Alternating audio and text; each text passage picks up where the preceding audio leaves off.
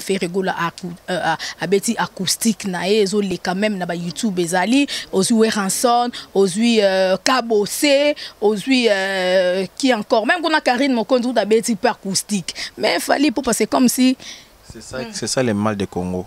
Est-ce que ceux qui me demandent c'est là qu'on est pour penser na idée nae, il faut que tout le monde a s'impliquer na idée nae. Ba on Betty acoustique, biso Betty le téléphone. Si vous avez le téléphone, surtout de confiner, bah flabatu. Si vous battez, bah j'en ai qui va tout mobile mat. Ma béwapi. Ma botolinga bagrande ye souci général comme yo katela likili sali jusqu'à ce que likili elobane repo moi sianda kwa komyo banga moi sia système tala mokili e komina ngombongwana bongwana o. C'est générique que tu me dis pour bateau vivre qui est vraiment bercé parce que qui déjà na bercé bien biso ba Jonathan on avait préparé ça ici je sais ça à part ba ajoute ba danse sous na Monica quand même et belé to préparation ah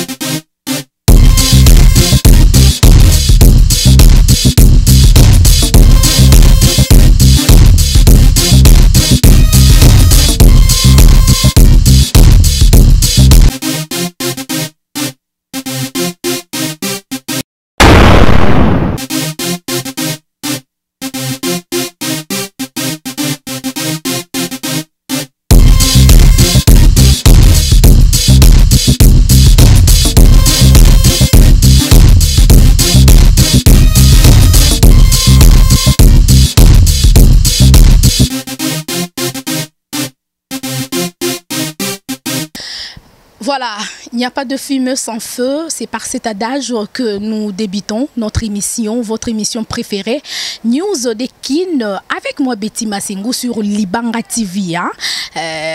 Sans oublier aussi Canal Future One, Africa Promo 243 TV.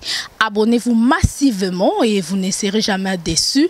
La femme du patron est là, la Queen Mada, la journaliste internationale et professionnelle. Moi, Betty Masengo, je suis là pour vous servir avec beaucoup de joie et beaucoup de plaisir. Ladies and gentlemen, mesdames, demoiselles et messieurs, bonjour, bonsoir. Hein? Ça dépend de l'heure ou à l'endroit où vous êtes. Et vous nous suivez, bien sûr. En tout cas, nous sommes en direct sur Libanga TV dans votre émission News de Kin, une émission pas comme les autres, une émission socio-culturelle. Super salutations déjà à l'ingénieur Dave Moubama, les papas de Joyce Davlin, ma belle, la joie Amado Pichuna, l'hymne national. Hein? Donc, les sponsors officiels de cette émission depuis Paris, dans le Barabas Oignon, en France, dans Paris, on a bâti la joie Amado Pichuna. Hein? Donc, de gros bisous à vous, ma belle, Zala Oumela.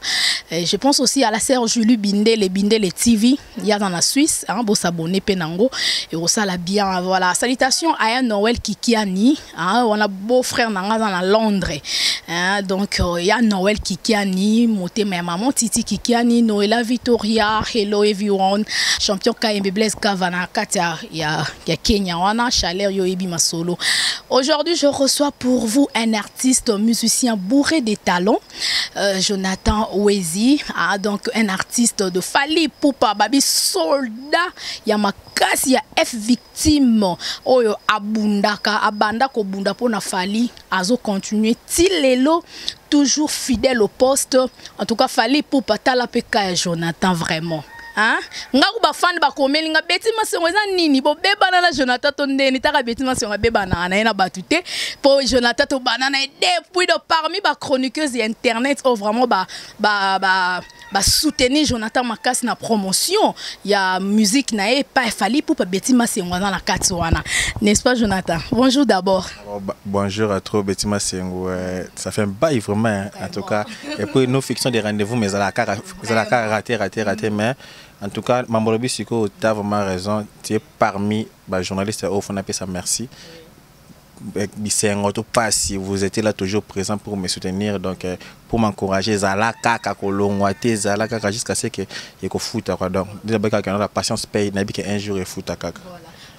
Merci beaucoup Jonathan, na reconnaissance wana ngape na rendre vraiment à sincère parce que to se compléter kaka rabino pe bo bakisela rabiso 1 plus na musala biso pe to bakisela rabino 1 plus na musala no bosalaka et surtout na ndenge vraiment oza ko travailler d'arrache-pied ngana otala be monsieur akin so na fungoli kaka boye Jonathan leki oh mais orchestre ça la on a poto awa kutu bo répéter raté to na confinement mais à chaque fois on ça toujours promotion il a fallu pour pas l'embité au croisé ma beau côté le quoi ba massa non mususu na minso ba na bango ya rolala na ba parler mais ils ont toujours Tonini kaka guerrier Tonini un bon soldat là la tête on va bien d'abord général Marc Raven tant orchestre ça était tant président d'abord dans le roi les king mon konza mabela zate et puis il y a quelques guerriers il y a royaume basate donc ba biso ba oyo take ba guerrier ba général Marc Raven na recroiser les bras pour Nathalie Rabat mbole ka ba pesa ba actualité la bango orchestre biso dans le orchestre existera non je peux pas faire ça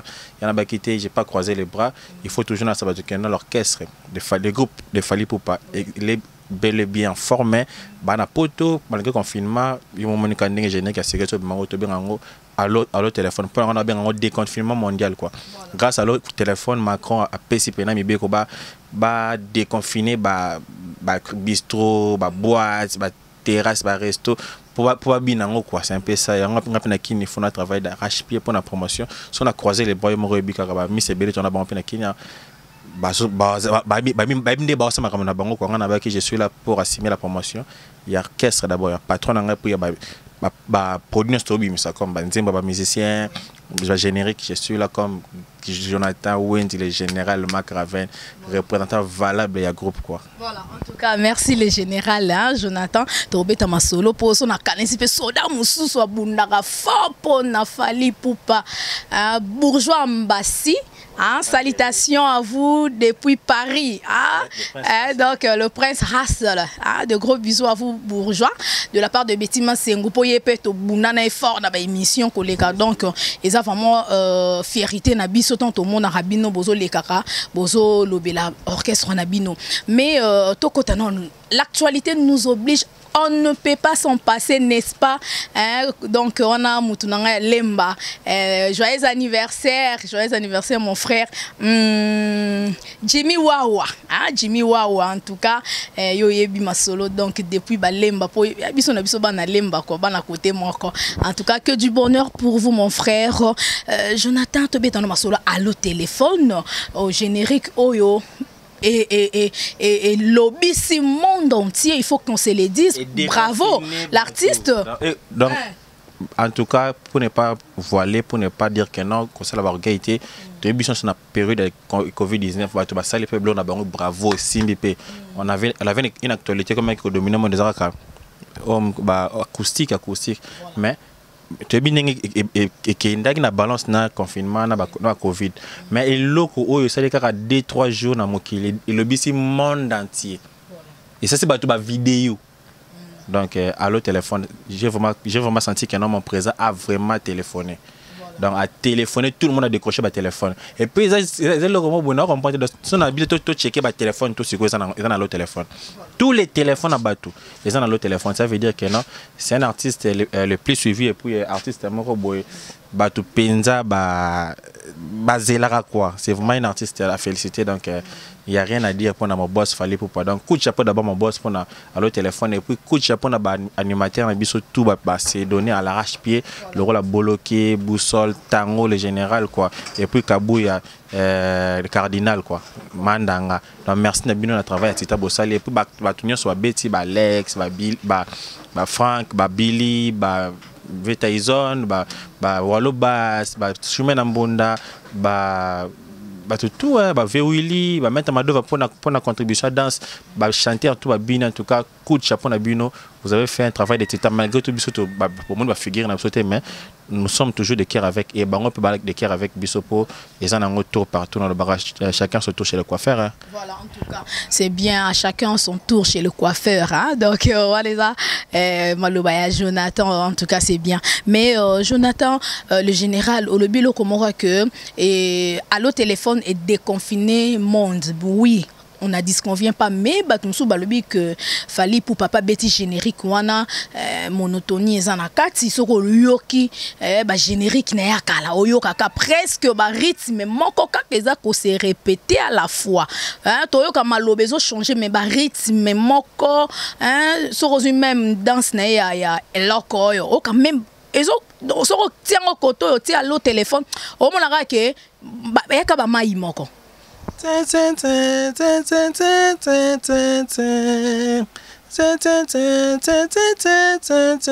Nzembo et beta déjà dans nako bossa na mukolo nzembo da nzembo déjà beta mais est-ce que vous clavier à nzembo ko tsango na seben et bini sabato mais bini sabato à chantant mais bini sabato ko à danser na seben donc en tout cas on a innové.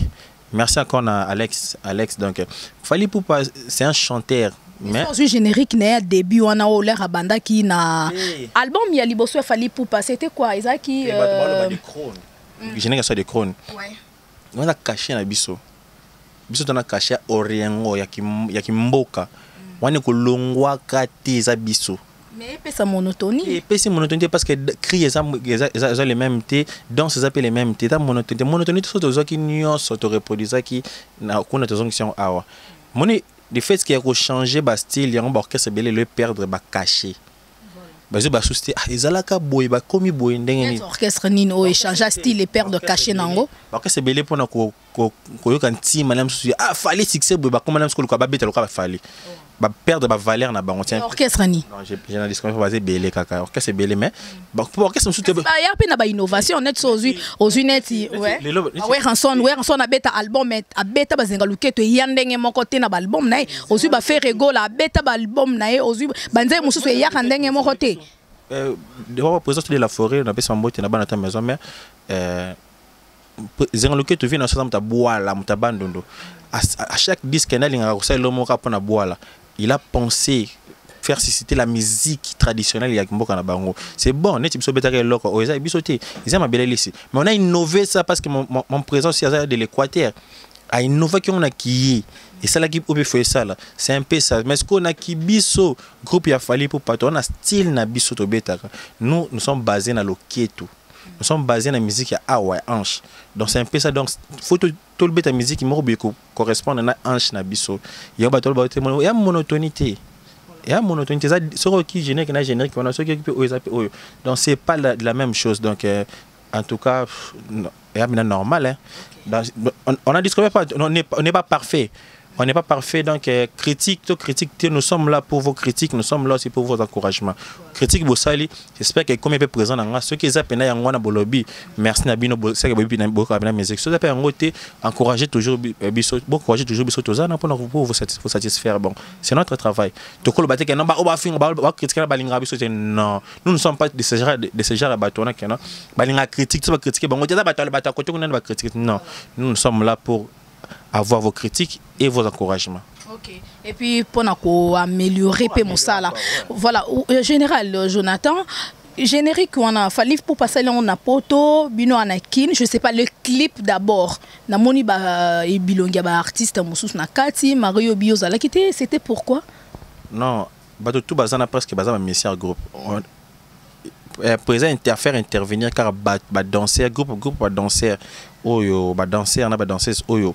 Donc déjà Pamela et donc Pamela Nicaragua dans ses abisso au président na poto et puis Fallon Nicaragua ça les clips à part sa poto hein à poto et puis Fallon dans ses abisso pas qu'il na poto à qu'il a bala kuna na poto président benga ki bango ka rapport na baza na poto mais baza toujours esprit effectif esprit Fally ils sont soit ba produit Fally donc atanga pena OK poto na ndenge na mais ceux qui sont intervenir pour la présence na je serai là parce que je suis Fally. So katinga mo ba Fally donc c'est un peu ça part ba na moni bilonga ba garçon mo ba danser ba yakika pour bango ba participer à na Bercy C'est générique qui te mis c'est bien ça pour na bateau vivant qui est vraiment Bercy parce que bêtement qui déjà na Bercy bien c'est biso Jonathan on avait préparé ça ici j'ai essayé ça à part ajoute ba danse sous na moni kakame et belé te préparer qui ah donc tu peux ça na Bercy sur le Bercy et bétami c'est des fallait bima po et bateau ambiance à Bercy Covid-19 qui m'a rebellé il y a une prise à reproduire encore à Bercy wana a tiens son studio animateur ba boaki a pesi siko bateau bazanga qui Bercy bateau ba tira na ba Afrique ba bina siko général ba bina danso ezaki na Bercy yanga azuka ba figure wana bina qui na podium à Bercy azongi si bango nyonso na clip quoi. OK. En tout cas, very nice. Merci, c'est bien expliqué. J'espère que fan, hein, bozo comprendre entretien nabiso. Général Jonathan, ndeko bazo nabiso boza vraiment na besoin au meka un peu koibisa bango. Surtout ndenge fali pour bimisi allo téléphone et ça générique. Et bimi na mois de juillet mais disque pe mususu e bima talara lobi batindelinga générique kaka ya bina filé. Il y a pas le besoin de boire à semaine au kaka. Je crois le 28, si je me trompe pas, si j'ai une bonne mémoire. Il y a date, il y a tiré, hein, générique na epezo bima na jiawa. Na yoka ki pesu su artiste nani su azo boire su na ji presque artiste baza moi mingi. Bango tout ba c'est décidé pe ka ba boire na jiawa. Alors là on a téléphone ça dit déconfinement et musique. Donc il y a que déconfiné donc musique tu comment qui confiné musique comment qui confiné. Alors téléphone est on a ba na ninga te. Tu peux te remettre au long la loko na muto ba tukena entre les Congolais il y a une mauvaise esprit te linga ba querelle on a tout le longo lango. Bina Filé c'est un artiste congolais. Sur Abimisi c'est pour divertir les Congolais. On accepte. Fabrikas que tu dis aux gens Fabrikas Abimisi qui paye hier dimanche. Fabrikas fait c'est ça. Nakata générique on a au kaba créer batunyo c'est ça qu'on a même yabiso. Donc c'est un artiste déjà il faut féliciter. Je félicite tout le monde. Ça veut dire quoi? Nous sommes venus seulement déconfiner la musique. Nous sommes venus ressusciter les gens au bang à Covid. Pour battre bang qui Covid mais biso toko c'est maintenant le temps que la musique est zonga c'est maintenant parce que c'est maintenant le temps que la musique est zonga en Europe Bercy c'est maintenant le temps que la musique est zonga na bafle alors le téléphone européen ça courage bah tu pourras boire casser nous sommes là pour danser les Congo pour moi je dis toujours que c'est les Congo qui gagnent. Voilà. En tout cas, c'est bien, c'est les Congo qui gagnent. Ndeka yomo lobby, ils ont querelle mais moi affrontement on a fait ça la rapper, il faut tout lobara. Dans la musique, il faut avoir une divergence de y a esprit. Faut guerre on a la loyale. Ils allaient refin à te. Y en a qu'on c'est la zone c'est pas bien affilé. Attaque mission numéro boy awa. Bien affilé solo na azubi na téléphone do bien bâton. Il y a tout cela, c'est ça l'esprit. Dans la presse, il faut avoir une rivalité, des insultes, il y a guerre de solidarité pour la musique.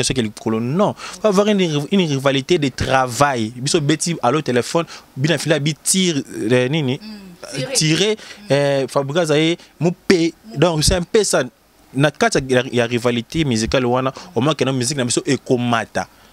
Koto babina Fabrice koto babina bina fili koto babina fali koto babina de la forêt donc c'est ça babina zaiko c'est ça la musique de to kangi sur le terrain net ba Nigeria ba gagner bango kanga donc koto nzemba pisco nzemba na biso fizo za la bongo okena Brazza bina fili okena Gabon biso okena Paris biso na biso kaka musique ekozonga net tozaki na kala musique ndombolo force ekozonga mais tout de linka biso na biso le jour où fallait pour ne sera pas là qui va remplacer qui va faire danser encore l'Afrique c'est pour ça que il faut que tout le monde azala au point tous à la unité na bon moko on est tout ça nini tout retombe la musique congolaise quoi. En tout cas c'est bien répondu. Ndo lobby tout à l'heure que concurrence moko loyale là donc on a vraiment na CP na makasi mais fallait pour pas ma solo acoustique c'est comme si à s'intéresser na ngote pour na moni presque artiste mingi aux même fait régular à beti acoustique na ezo les quand même na ba YouTube ezali aux Ranson aux Kabosé aux qui encore même qu'on a Karine Mokondu da beti per acoustique mais fallait pour passer comme si c'est ça le mal de Congo. Est-ce que ceux qui me demandent c'est là qu'on est pour à penser na idée na il faut que tout le monde à s'impliquer na idée na ba on beti acoustique biso beti le téléphone si biso beti dans le téléphone surtout déconfiné ba bafla bato c'est ko bato ba jana ka bato mo bimat ma be wapi c'est le Congo qui gagne et puis na ma solo acoustique le vrai acoustique ils ont des hauts patrons nga auteur betana Olivier Chimanga na ba décembre en poto dans une salle il y a plus de 10 000 personnes. Ba beti ba acoustique wana ba faux acoustique. Ba remix de salles métro. Ba remix dans le vrai acoustique eza oyo patron na yo fali pour ba beti na Olivier Chimanga. Salle fermée ba guitare na voix non mixée. Oyo t'as dit de monter qui là sur salle. Tu comprends? Ouais, ya baninga mususu wana bondimi ngote. Bien auteur sala pe na numéris matadien. Est-ce que auteur numéris matadien ça na rivalité na bato autant ba combo non. Mais bon doit betia acoustique ça veut dire non mixé et côté studio té. Maki le bosso ba remix ba côté studio ba yembi ba mixé ba kimi des minutes parce que chanter live comme ça il y a que non voix comme un repère affaibli performance c'est quoi il y a quoi ça peut des mi-temps. Donc c'est un peu ça ba côté studio ça qui na qui ba demi-temps ba nani ponga na moni faire la bête acoustique ouais quand sort pas bête acoustique Karine mon compte pas bête acoustique. Toi tu chantes au-dessus ya voix na yo ma bangezo boka parce que tu as fait quel rôle? Tu chantes comme ça et puis ma bangezo boka malikolo. Dans ce que on a des voix, on a des monoko y madame monoko boka batu. Tu vois que ça on a studio. Là qui studio ba remixer ba sali ba clip na bona bandako ya ma bengi ba home acoustique dans ndako acoustique donc c'est un peu ça mais il faut bien parler il faut bien expliquer les gens ce n'est pas des acoustiques ce sont des clips dans nzembo na bango c'est dans single na ba sali comme na home acoustique donc ba single ba remix ba single ba sali comme na home acoustique comprendre au venant Cabo ça là qui a côté studio il a chanté mais à chanter dans la norme parce qu'à côté du studio bah remix et bah titre il y a Kabosé Boulembe présent Kabosé qui comme déconfinement donc déconfinement on monsieur qui on m'a ça bah titre et bah single na bango bah acoustique ezali. D'accord, en tout cas, merci beaucoup. Et ça, point de vue à Jonathan, le général, tout en vouloir y était, donc ça, point de vue. Mais je me reviens pour faire plaisir à celle qu'on appelle Maman Sociale, Maboko Bank. La joie Amado Pichuna, Maman Simbara Fondation, Betty Masengo, confinement, Pessili, gloire à Dieu pour tout CP là. Donc, la joie Amado Pichuna, Nakata France, t'es confinement, t'es. En tout cas, Dieu va te bénir. Amen. Donc moi mon cœur tu penses aussi aux orphelins des présents dans notre pensée dans l'hôpital à Panzi pour la Covid pour la lutter contre Covid-19 moi 20 000 euros moi ba cash c'est un peu ça il retour le belané mingi yango bato bana ba souci bato notre retour finganaka les Congo a besoin d'aide les ba bola baza mingi bata passe baza mingi parlons plus des aides que to yinana. En tout cas, merci beaucoup Jonathan toyambi mapamboli wana donc na moi mon cœur tozoraka na nzela musala oyo tozang sarate ko sunga borfelé wana donc tozo penser tozongela pe ba action mususu confinement yango et si la rara donc j'ose croire que nzamba robénir biso to ça ba action minene galwa ba yemoko ba donc walbi aigle fali pour papa y déjà déjà lango ebele siko azo penser siko biso to lango muke mais to penser mais muso pe ba belé ma pensera même pas na borfelin surtout artiste belé artiste musicien belé bazana bambongo na bango mais pour mon attaque ne pesa ta dans moko boye na orphelina basala rangote donc isa babota mana mutema kosunga donc voilà Jonathan moi le romuke ka rapport c'est pelisa ba fan no bazolanda biso belé sotali na Londres ya Noël Kikiani roi prince na kata Londres na Suisse kuna ya Zada Mayalu donc Moussessa donc Serge Libinde les bazolanda biso so kesus na Kenya Blaise Kava Igwe Chaleur azawana champion KMB azawana en tout cas c'est pas ça on a moins le romo car je sais pas sur obete le bango biloka contrôle to eloroni à Londres maman Fatou la polyglotte sénégalaise et puis Venanga Fiston Combo évoque Dadi Lusando le patron de Clock Service ingénieur Sibos un Angolais confiné en Irlande quoi. Donc c'est un peu ça base dans à Londres donc na pensé d'abord en d'autres Londres et puis na bossé na Paris vient na Dinondonga là vient na amoureux trop mystique quoi babi il y a eu un on a Dinondonga là quoi na beta vocal na c'est na disque na contrôle Bolingo zanzela toleka kazisma kukula toeba kobatela David Lutete nga papier yo stylo tala ndenge tondisi barature to corrigé honorable Paul Bindu 0 fiston lukomo Edgar na cimento na zui 0 Sibo Sandi lo Blaise Sisagi Mandudi Fernando Finda Odiloma Puya Tonto Undu Tanya Pengele Foji Ipupa. On a intervention dans la disque contrôle. Merci beaucoup, félicitations. Mais nani abeta kikaka vocal kamoko hein Emani et même poto bon Jonathan Nini. Chacun son tour chez le coiffeur. Faut pas comparer la bénédiction d'autres à ta bénédiction. Emani ana tane pe endurer la musique, il y a souffrance, il y a galère. On ne savait pas JDT. On a to boy na biso ngota nyoko mi pas JDT. Il y a souffrance, il y a galère. Fali mbala moko.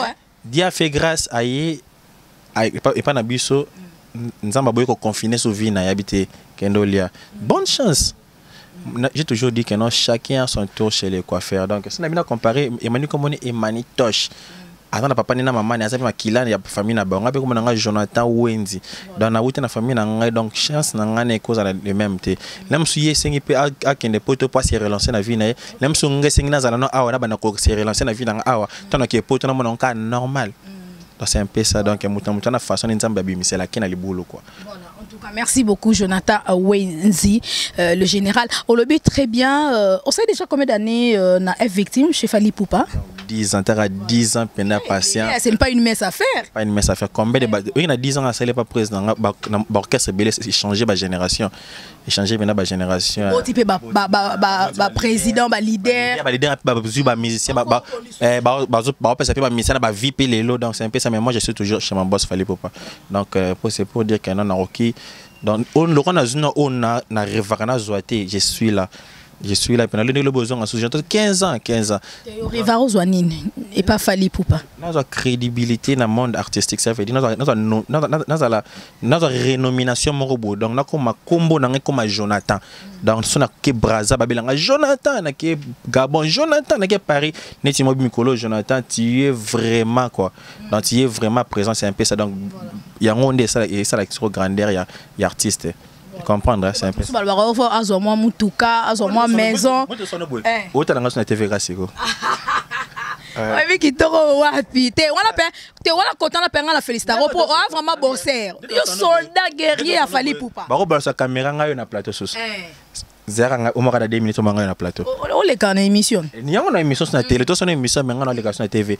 Au sens des grandes promotions. On est en train de tourner avec toi, mais tu n'as pas mis la sur la TV. Donc c'est pour dire que non, j'ai fait vraiment un travail de titan, notre travail. Jonathan Wenzi a bossé. On a bossé pendant donc présent dans la SK Bazali. Donc n'a pas mis ça dans la SK Bazali, n'a pas bureau sur Bazali avec notre team. Malgré que nous sommes ici, on n'a pas un porte-parole dans Mboka, mais on a un artiste qui se bat, qui est là toujours présent pour promouvoir tout ce que nous faisons ici en Europe. Donc en tout cas, non ça là. En tout cas, bravo, hein, coup de chapeau à vous, parce que Jonathan, vraiment, le général, a croisé ma beau côté. Talara Betima, c'est vraiment longue musique. Donc, inde, makolo, pour na tiki vraiment car. Là, on a tamboli na mutuka te, boyebi mutuka nezara mutuka émission. Et la rosenoira ba news, mais là, on a inde, makolo.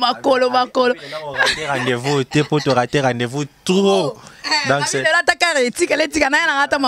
inde tout ça la caca et puis gloire à Dieu qu'on s'en appelle tout ça la seule émission on attend actualité zali à le téléphone yango ne makambo makambo donc le téléphone on est makababi nombre de vues ça va Fali Poupa penza attendre 1 million si on a biso de bêta son biso bêta ma seule vite parce que vie c'est nous ba vie ça biso d'abord artiste les plus suivis dans les réseaux sociaux. Fali Poupa lia penza mbongo musalo non, c'est son boulot. Il mérite ça. Il faut lire un bon amoussal. Il y a un bon amoussal, il faut le voiture. Tu vas nous à Makolo. Il faut une voiture. Il faut une fondation. Il faut une bâtiment. Donc, il y a plusieurs chaînes. Et puis, coordonnatrice encore, il y a belé. Des voyages, voiture, il y a un voyage. Dans voyage, c'est le retour. Tu peux aussi dire que non, c'est pas de confinement qui est à Dubaï. Au Matic avion. Il y a en Turquie, il y a en Chine. Voyage d'abord. On dirait voyage et symboliser et réciter ta vie à moto. Non. Vie à moto est basée d'abord sur orientation à vie. Donc, directive, nous mettons réussir la vie, ce n'est pas voyage. Réussir la vie, c'est d'abord état d'esprit. Donc, c'est qu'un peu que tu gagnes, oriente ça. Bato mona keno betima senga fana pas na betima senga jiraka famille betima senga ajara vie betima senga chara carburant abana batanga casser ça d'abord une vie pour c'est pas dire que on a sur na poto a plus meilleur que yo non à longi kaka kolia na sona kolata mais là msusu ba oyo mona na msusu ba mbongo mona na facilité ya ko seke msusu kemba pia mais c'est habite que poto mboko bato ba kemba non c'est pour te dire que non on a ça s'appelle na kinia on a ça na poto pas les cailletés on a ça pas na kini à l'équipe de pototé. Donc la vie dépend de partout. Nous ça tiki poto pas comme directeur dans l'Équateur. Accompagnement en Équateur. C'est pourquoi parce que tu gagnera quelque chose. Rémunération sur son poto, ba taxe, biloko belé ba ko futu wanda ko même so o gagner na kini c'est plus mieux que de gagner la poto. Vous comprenez? C'est un peu ça.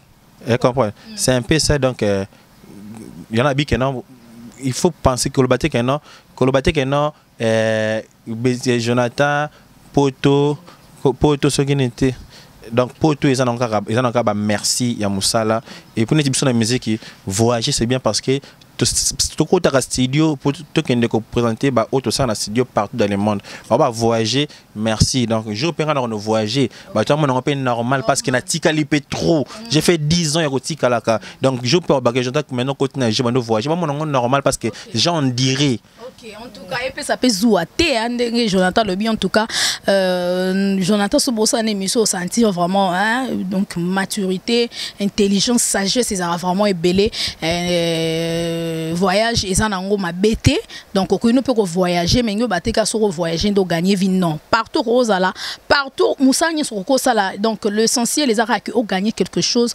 orienté vie na donc so pe lobby betima c'est un voyager d'abord mon nango za nango et za nango fin du monde c'est normal ba confinement réussi là donc makambo ro tambola malamu so ibe lobby na victime Jonathan le général a voyagé pour te bi makambo zo funwama a okende donc tout mon cas normal ba artiste mon souhait ça zouaté donc Chero Baki nazali filet ya football na maboko ya FIFA Mbonyo meminga lisusu na kati ya libongo nagoma file ya ba pêcheur chéri na ngai lovo lobaki eke wapiango chemise sika ya noir ezuita chamakala olobi babwaka batumba mon amour anebela basavoyo bapressing ebebo mon amour chesiotiki penza moyo ebwakama eloko yo yokokyo pupolango simplement atana loboko yokangi no miso pomona te balarme na ngai tokos malheureuse mabotolinga bapete mabotolinga bagrande ye souci général akomi okatela likili sali jusqu'à ce que likili aloba ne repo mwasi ya ndako akomi obanga mwasi ya système tala mokili ekomi nango mbongwana o grade zanga fonction o tina te o alliance na mosapi ezanga pouvoir tina te beti masengo ya beti masengo takos